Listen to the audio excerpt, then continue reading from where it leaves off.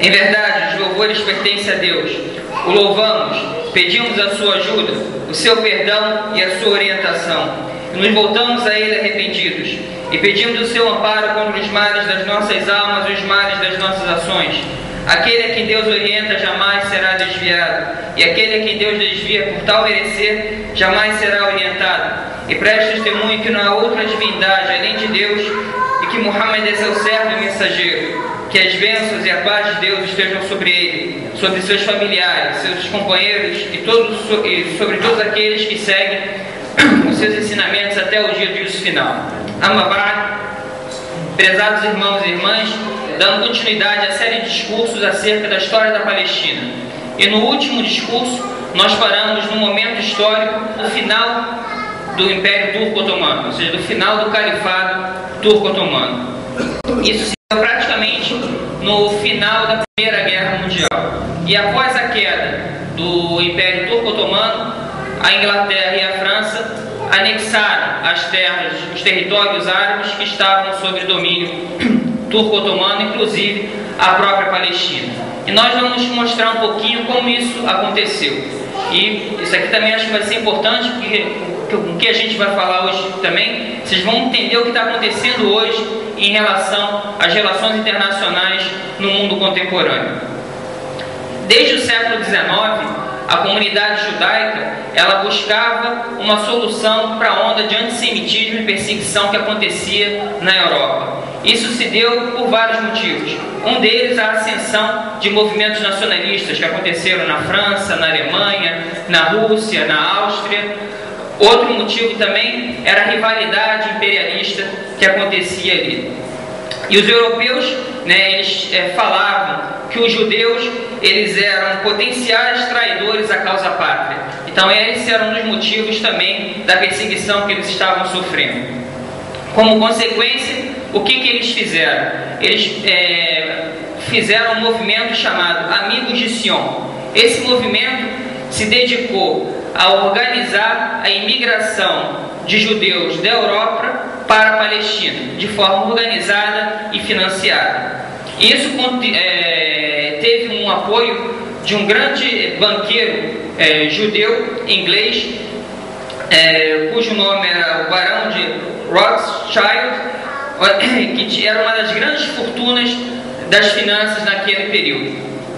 E ele decidiu destinar 6 milhões de libras para que fossem compradas terras na Palestina, para que servissem de assentamento, para que essas pessoas que migrassem da Europa para a Palestina pudessem ali se estabelecer. Então isso tudo teve início em 1884, com esse movimento.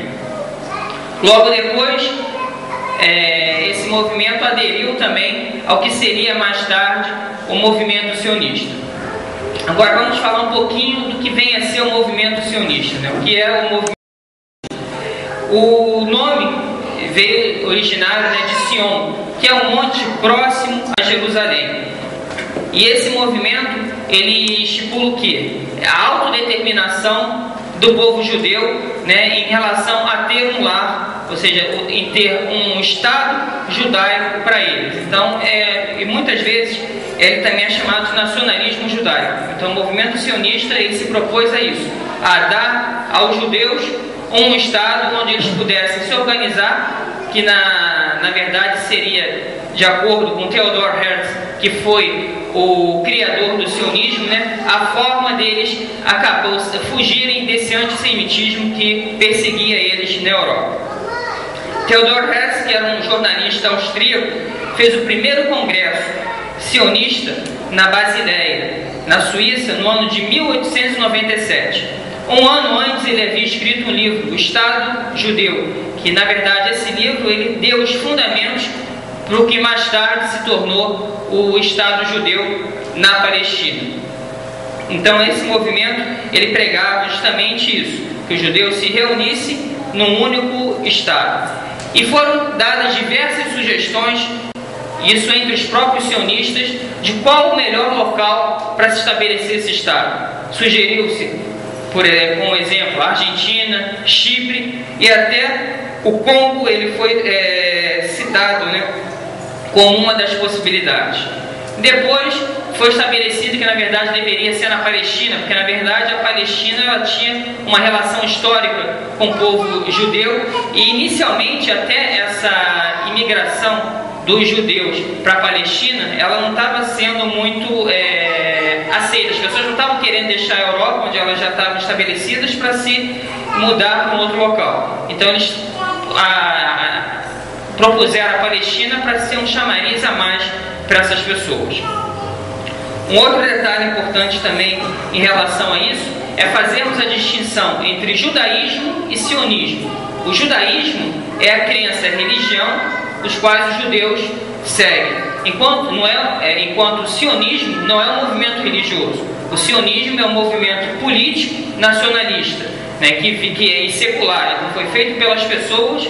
Então nem todo judeu é sionista, muito pelo contrário, existem muitos judeus que não são sionistas e criticam veementemente a política sionista. Então existem até ramificações dentro do judaísmo que não aceitam o Estado de Israel, porque dentro da visão deles só poderia existir um Estado depois da vinda do Messias que eles estão aguardando. Então muitos judeus, eles não são sionistas e eles também são opositores até à própria política sionista que acontece em relação ao Estado de Israel.